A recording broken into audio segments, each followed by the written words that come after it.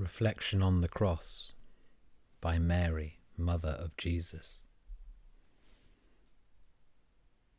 That's my son. Was it for this? Was it all for this?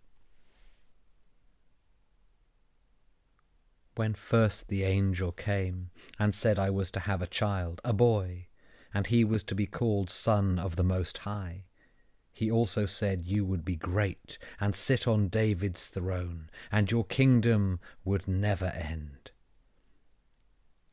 What sort of throne is this? Your hands, so torn and bleeding. I remember when you used to lie upon my lap, and I would take those hands in each of mine, and we would clap them together. You would laugh, and gurgling with delight, stretch out and touch my face. Such kind and gentle hands, worn as they are now from years of work, or at least they were until 3 years ago. But now, stretched out, they cannot touch, they cannot reach to anything. Oh, those nails! If it was all for this, why did the shepherds come, that night in Bethlehem on bended knee? And, after them, the Magi with their gifts. Oh, I wish I'd used them better. The gold is gone. We could have used the frankincense for your body. And the myrrh. Did you know?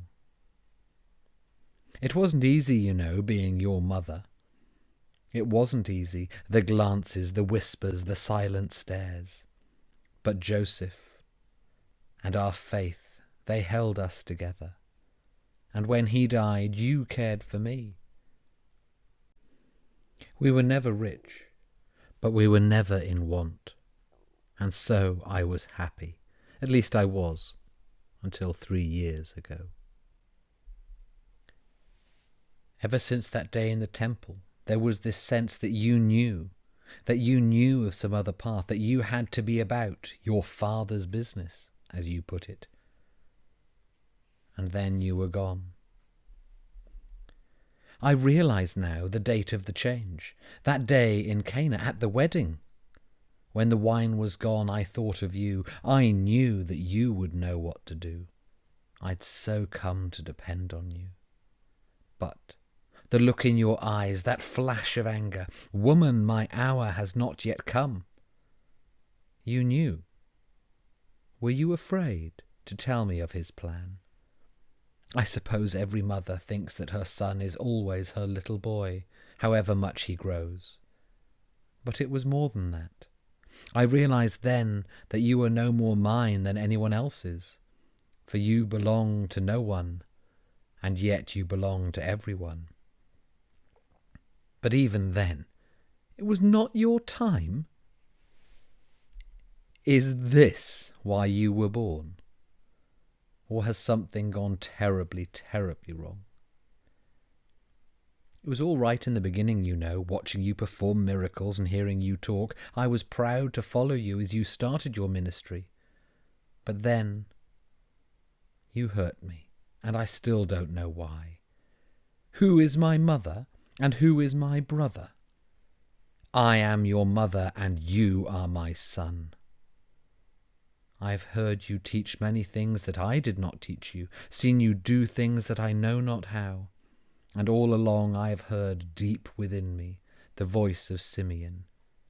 You know, he told me then that you were to be the light of the revelation to the Gentiles. He told me that you were to be the salvation of all peoples.